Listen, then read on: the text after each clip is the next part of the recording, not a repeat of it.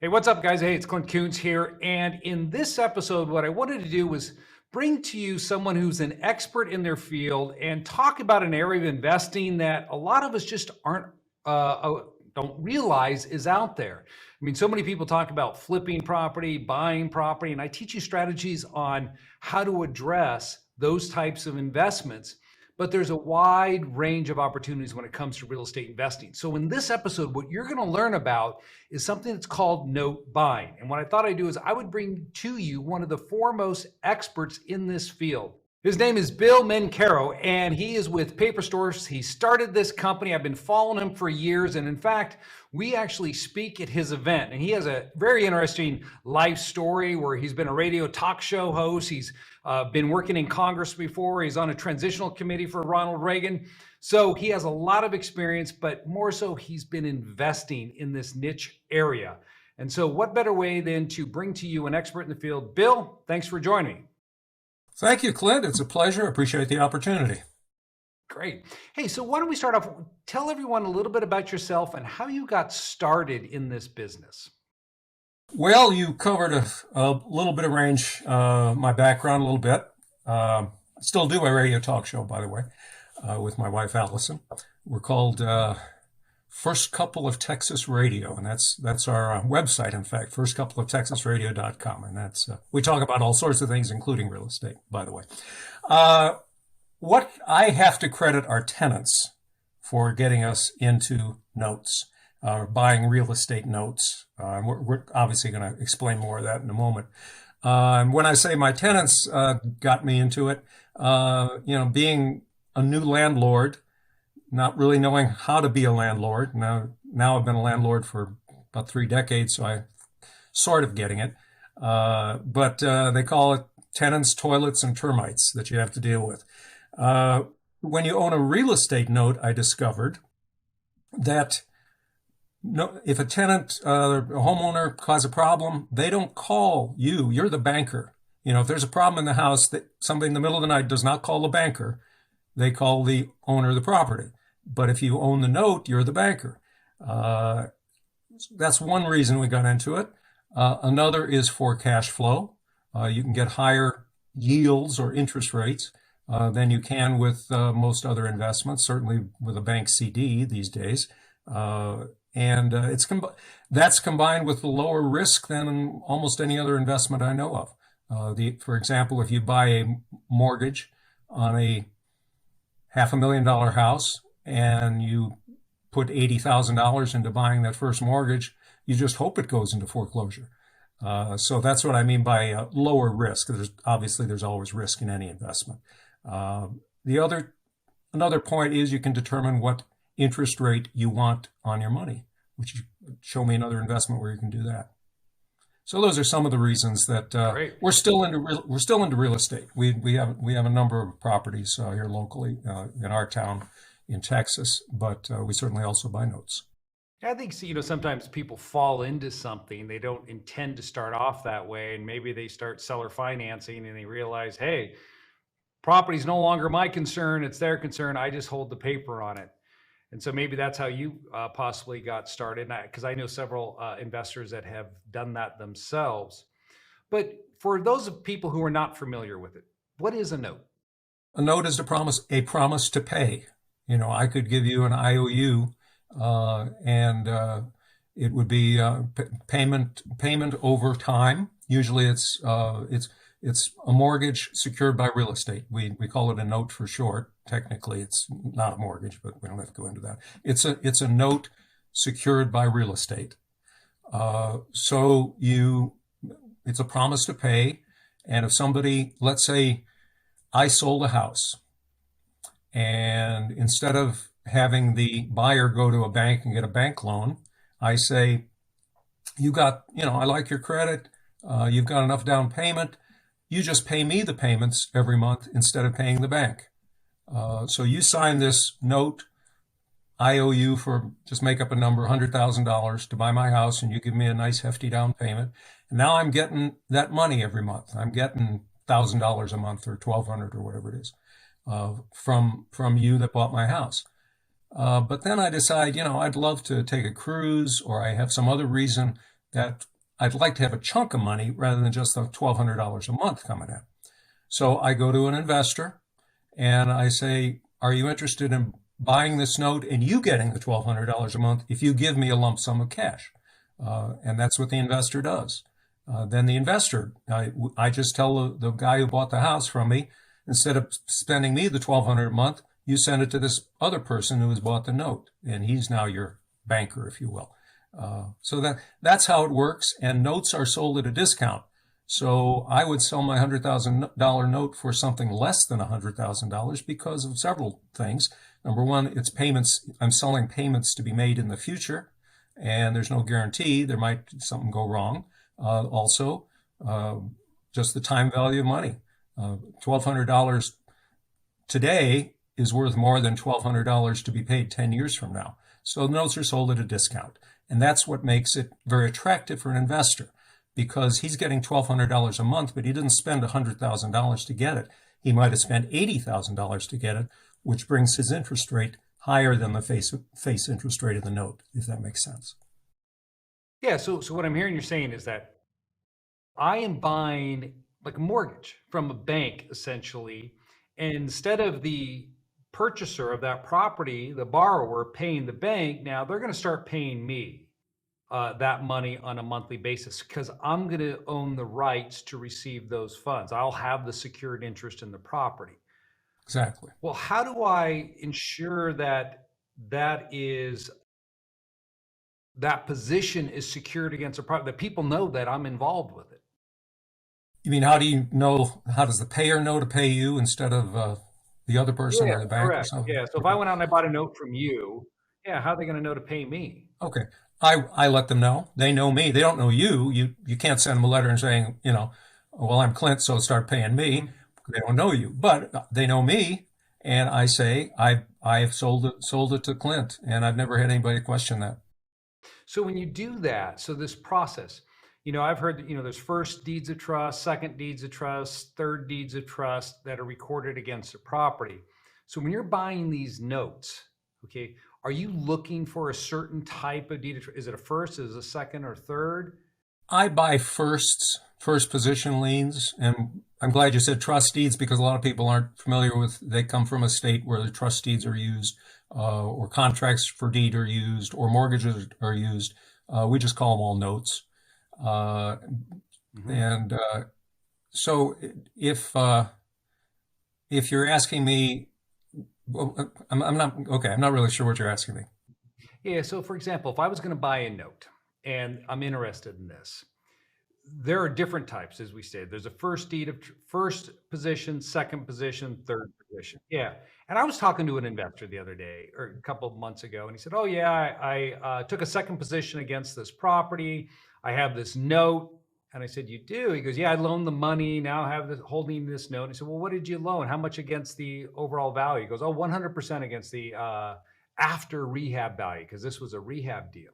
Ooh, okay, So okay. I thought it was kind of risky because now he's holding this paper where he loaned this individual investor money against a rehab. Now, say he wanted to turn around and sell it to you, you would step in and buy a second then on that property. And there's risks that come with that. So what I'm asking is, do you buy seconds or do you stay with the first?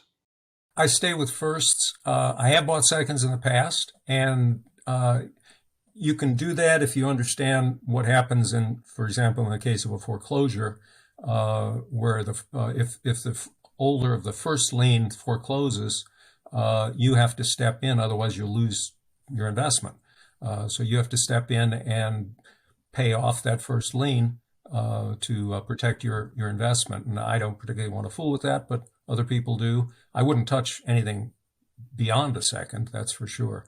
And your investor friend, that sounds a little scary to me because it's for one thing, it's 100% of, did you say after rehab? It's 100% loan to value?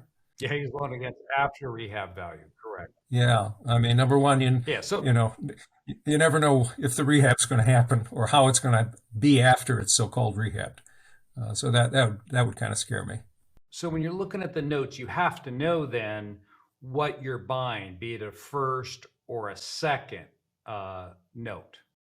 Now you have to do what's called due diligence, which I know you're familiar with. And for notes, that's what I call the three P's. You have to look at the paper, you have to look at the property, and you have to look at the payer. Okay, first you look at the paper. That means what's the interest rate on the note? How's it written? What's it secured? Then you look at the property. Well, the interest rate and the other terms of the note. I mean, I actually, believe it or not, I have a copy of it. I once saw somebody sent to me what they called a note, and it was an IOU, and a guy wrote on it, "I promise to pay, so and so, $100,000 on or after this date." It was written. So obviously that's so you have to look at the paper. Obviously that's a worthless note, on or after, not on or before. Then you have to look at the property. What my rule of thumb is: would I be happy owning the property that the note is secured by? That means I wouldn't buy a note on to nuclear waste dump or a gas station or a big industrial building. So I don't know what to do with those properties. So I would rather stick to properties that I would want to own. Nice single family house, an office building maybe. I might consider other things like that. And then you look at the payer. What's their credit? Is the note brand new? Could be risky because there's no track record of the payer paying. On the other hand, there's what we call a seasoned note, which might have 6 months, a year, 5 years of on-time payments. That's great. That makes the note worth that much more.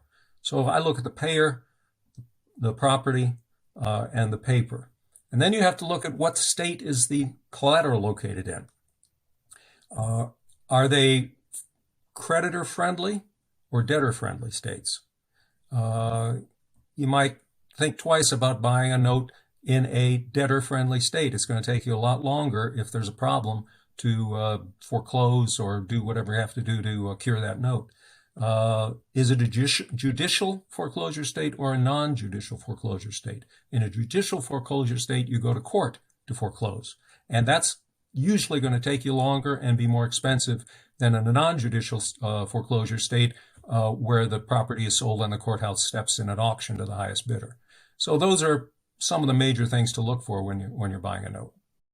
Okay, so everything that you just brought up there's a lot to unpack. But one of the things that I would be really interested in understanding is if somebody approached me and they said, "Here's a note that I have. This borrower owes me it's a $200,000 note. They've been paying me for 6 months, and I'm looking at that, and they want to sell it." So first off, how do I'll give you the questions in order. How do I verify the payments that they've been paying to this individual so I know that the borrower's been paying on time? How do I know the credit of the borrower? And then how do I determine the value of that note, what I would offer for it? First of all, proving the payments that have been made. It's ideal if this note had been serviced by a servicing company, and there are such things, of course. Then you just have the records of that. If the person who owns the note has been collecting the payments themselves, you ask for copies of the deposit slips or the bank statements showing that those payments were deposited. So that those are different ways to prove that those payments have been made every when they're due. Second question was, again, the credit of the borrower. How do you determine the credit of the borrower? Yeah. Legally, and I'm not here to give legal advice, obviously, I'm not qualified to do that. But from what I understand, what I've read, under the Fair Credit Reporting Act, if you are in contemplation of loaning money and it's been interpreted as buying a note, you can pull the credit of the payer. And that's the best way, obviously, to do that, is to pull credit if you are doing that. I suggest, though, that it's best to protect yourself, to ask the note holder to ask the payer to sign a paper giving you permission to pull credit. You can do it without that paper, but just to protect yourself, I suggest you do that. So how do I determine the value then? So this note, it's $200,000. We're 6 months in, and they want to sell it. They're going to make an offer. I'm going to make an offer. What do you do? Well, you determine after you've looked at the payer and the property and the paper, and you're satisfied. Take a look at how much interest do you want to make, or yield, is what we call it, do you want to make? Now, yeah, I'd like to make 500%. Well, it's obviously not going to happen. There's a range of yields that will make your offer possibly acceptable to the note owner. And the way let's say, okay, the note is written at 6%, and you say, well, I want 10% interest or yield. You have to learn how to operate a financial calculator or go online to a financial calculator site, and you just plug in the interest rate that you want, your 10%. You plug in how many payments remain, and the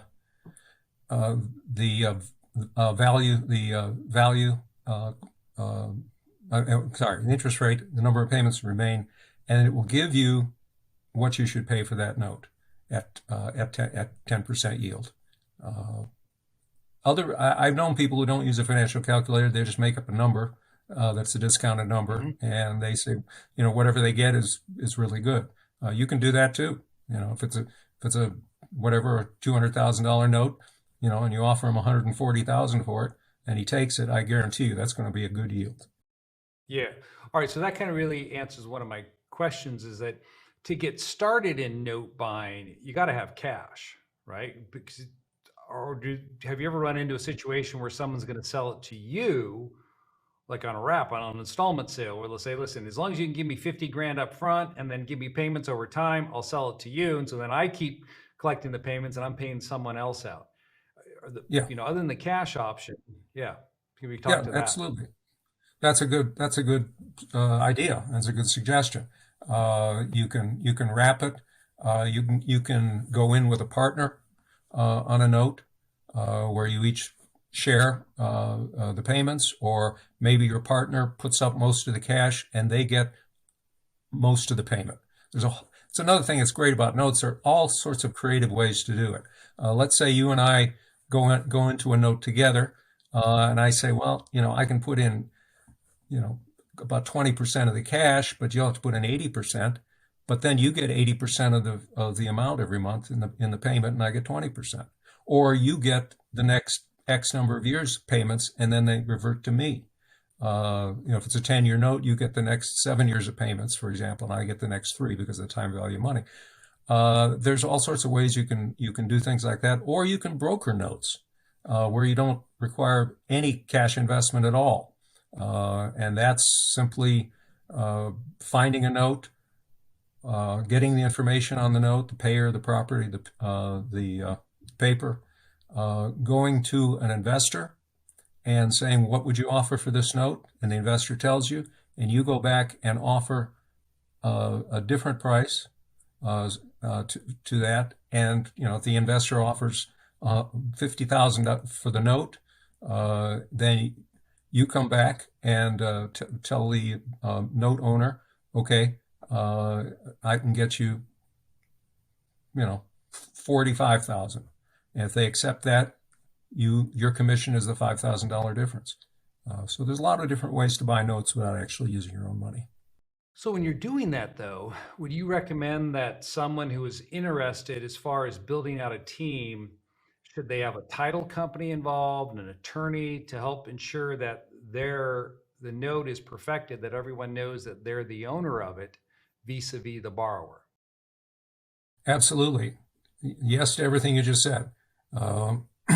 You use an attorney, especially if you're just getting started. But I always use an attorney just to make sure that, particularly if I'm buying a note that's not in my state and I'm not familiar with the state laws, I definitely want to have an attorney who is in on that, looking over the deal, making sure the note particularly, and the deed of trust or mortgage or contract is written in accordance with the state law. For example, I used to live in Virginia, and if I'm trying to remember, I think there's some language in it, and I don't remember now what it was, but there's a phrase that's used in all notes.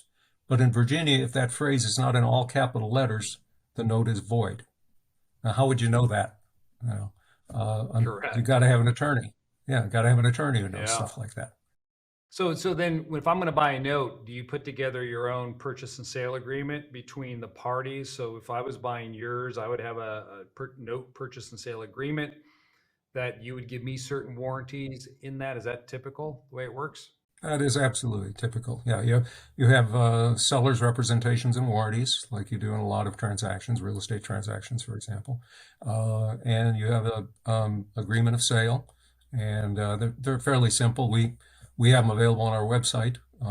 Give them, sort of people can get for a dollar. I think we charge for it, but it's a pretty simple. I have known people who have bought notes and just written out an agreement on a napkin. I don't recommend that, but it can be done. It can be a valid contract, even written on a napkin. Okay, so then it's going back to the properties themselves. Maybe you could explain to us what are the things you should be looking for? I mean, you said one thing, a property that you would want to take over if you had to foreclose. But are there some other criteria there for someone who's trying to evaluate this as a potential revenue stream for them that they should be aware of and what they should look out for particularly?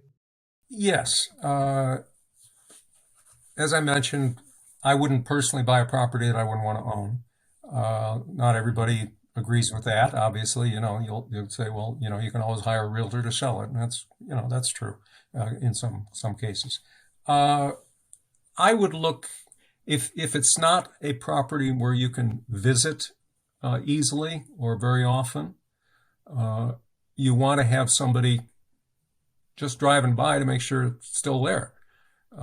So you might want to have a friend or hire a realtor or somebody to do that for you. When you or when you're considering buying a note, you want to have an appraisal done. And now it's not going to be a formal, full-blown appraisal because remember, you're not buying the property, you're buying the note on the property. So the appraiser can't get into the property most likely because the payer has nothing to do with the payer on the note has nothing to do with your buying the note. So you probably won't have them get in the property, but you can have a drive-by appraisal, and they shoot pictures of the outside, all four sides of the house, for example, and they shoot pictures of the neighborhood, and they give you comparable sales, so you know what that's worth. So that's if you're buying a note and you're unfamiliar with the area. Other than that, on properties,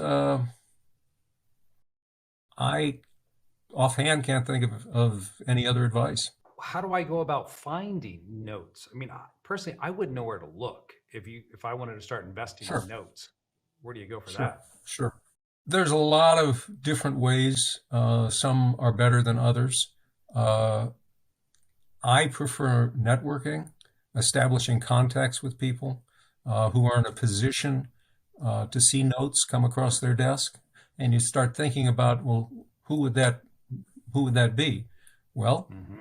attorneys, real estate attorneys, estate attorneys. Quite often, we get notes from people who passed away, and the family says, "Well, I don't know what to do with this. I don't want it, or I understand I can sell it for cash. That's what we want to do." Bank trust officers see notes. Real estate agents, brokers see notes. Who else? Title company officials see notes, know about notes. I know of someone who made arrangement with the title company, paid them to include when they sent out the statements to the note owners every month. You get a statement from the title company or a servicing company every month. They were also a servicing company, I guess. So when they sent out the monthly reports on, yes, the note was paid this month, and here's the balance, and here's how much interest and principal was paid, etc. He paid them to put his business card in with that mailing saying, are you interested in selling this note? If so, please give me a call. So I thought that was a great way to do it. Another way would be real estate investment clubs. A lot of these people at real estate investment clubs are very active in selling property and carrying back a note, or they might know people who are.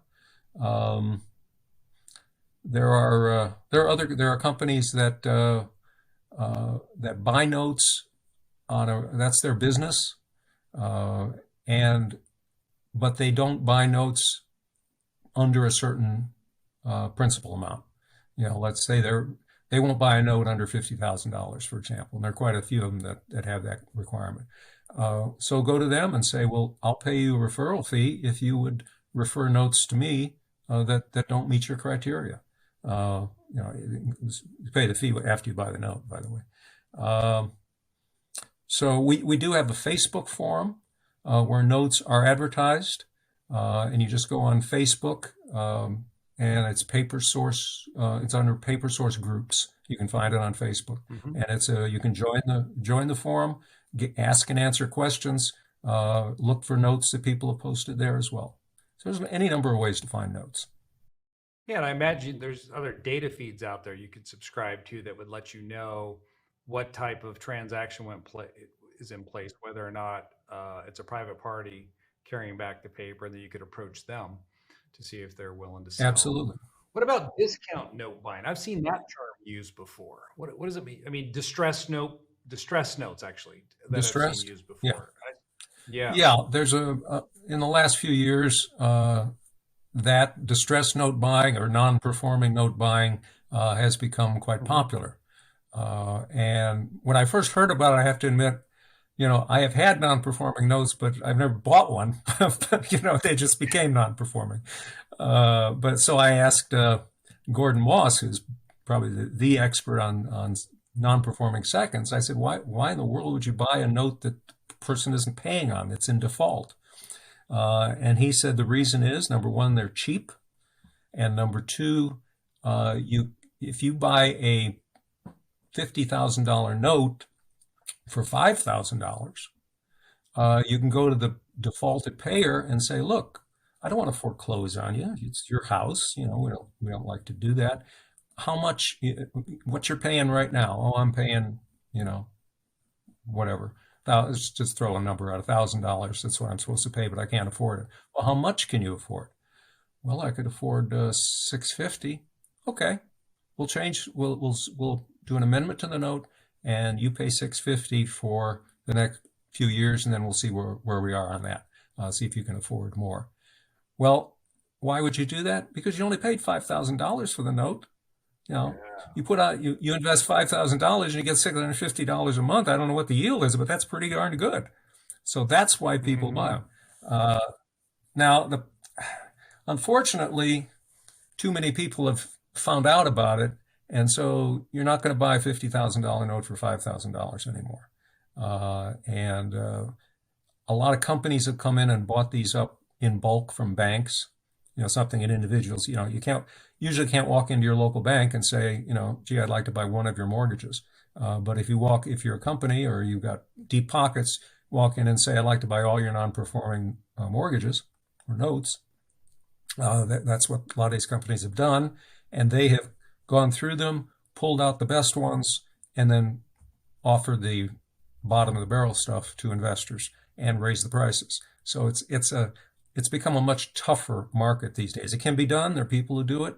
I know of one guy who's speaking at our upcoming note convention who got started with us with the Paper Source.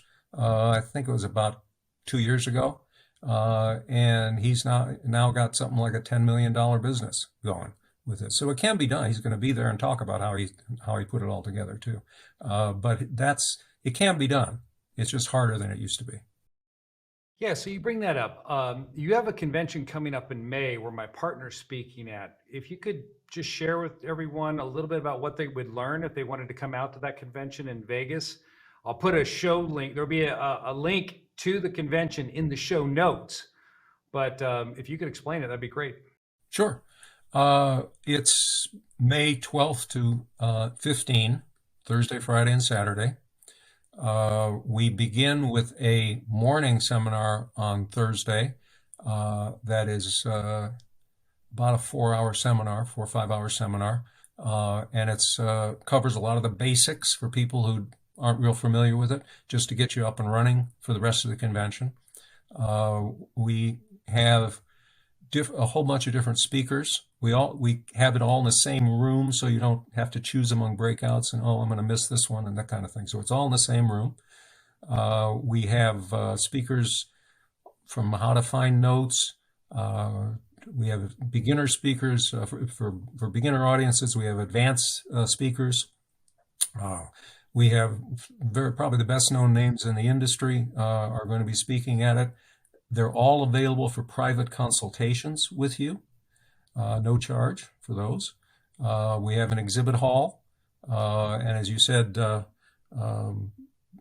will be one of our main speakers, and he's going to be offering free consultations on tax planning and asset protection. The networking is tremendous. I hear that over and over again. We have this once a year. Just hear it over and over again, that the networking is just absolutely fabulous. Some people come just for the networking, to buy and sell notes, to meet new people. So you'll meet the national investors. I mentioned there's the investment companies, servicers, self-directed IRA experts, software companies, law firms, including, of course, Anderson Advisors, who's a platinum sponsor of our event, insurers. We have complimentary open bar receptions. We have a white tablecloth luncheon, all included. Refreshments, of course. It's going to be May 12th to 14th in Las Vegas. For more information, go to the link that you're going to post on your site. Great. Yeah, I was just going to say, you get people watching this get a discount to sign up. Yeah, I mean, this is intriguing. If anybody is watching this video, they're thinking, yeah, I've heard about notes before, and I just don't know how to get into them. I think that they realize from our conversation that there are certain things you need to do to evaluate it, how to protect yourself. And if you're checking all those boxes on the front end, there can be a good return for you on the back end. But it's knowing that process. Would you agree that it's not something you just want to go out there and try to learn on your own? Absolutely. You've got to have some kind of training. Now, are there people around that charge? I think one company told me they charge $50,000 for their training, and I've always thought stuff like that is crazy. We charge a fraction of that for our training, and in fact, I offer a free e-course. It's an 8-part, fairly lengthy e-course. I took my 2-day course and distilled it down into 8 long lessons, and they're available at our website, papersourceonline.com, and it's absolutely free. And I wrote it so that you could see what note investing is like, and note brokering. It talks a lot about note brokering, and just see if it's for you. And if it isn't, you haven't spent a dime. Perfect. I'll put that in the show notes as well. So they'll have a direct link to the convention and a direct link to PaperSource, so they can go there and watch that course if this is something that they're interested in. Great. Thank you. Appreciate that, Clint. You bet. Is there anything you want to leave in passing? Well, there's a lot we could have covered, and hope you'll have me back, and maybe we'll go into some of those. I think, yeah, there's one thing I think I should tell you. There are note funds out there where, we'll take your money and you're invested in a note, and we'll just send you the money every month. And if it goes into foreclosure, you'll never know about it, and we'll service it, and we'll just keep paying you whether it goes into foreclosure. There have been a lot of those that have gone down the tubes. So I would not recommend that people invest in a note fund like that, where more money is pooled. Investors have lost money in those. What I would recommend, if there are note funds out there that say, okay, I'll sell you this individual note, and then it's your responsibility. We give you all the papers on it, and we walk away from it. There's nothing wrong with that, and that's another way to find notes, by the way. So I would do that, and I would also, in passing, say, don't hook up with any seminar company that also tries to sell you notes. That's an inherent conflict of interest, and it's unethical, because the purpose of educating you is to, obviously negotiation and all the other things about it, but it's so you can learn how to buy notes you're the buyer, you want to buy at the lowest possible price. And the purpose of a seller is to get the highest possible price, and they can't be the same person. So I would urge you to stay away from any kind of situation where you learn from a company that also tries to sell you notes. That's my spiel for the day. Great advice. Well, hey, again, thank you for coming on. I appreciate you taking the time with us, and hope to get you back soon. Thanks so much, Clint. Appreciate it very much.